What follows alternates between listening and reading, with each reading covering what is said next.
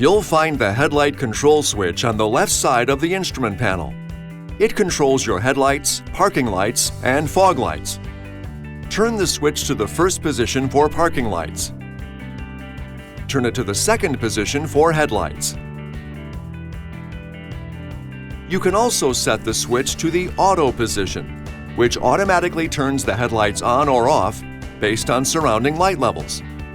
The dimmer control switches adjust the brightness of your ambient lighting, instrument panel backlights, and interior lights.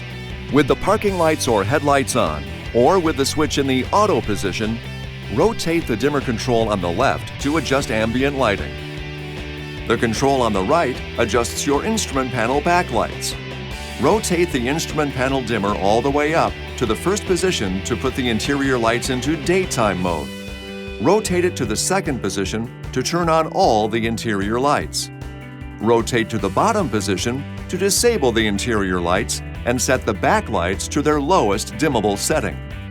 To activate the front fog lights, turn on the parking lights or the low beam headlights, or put the switch in the auto position and push in the headlight control switch. Push the headlight control switch a second time to turn the fog lights off. This video is not intended to take the place of your owner's manual.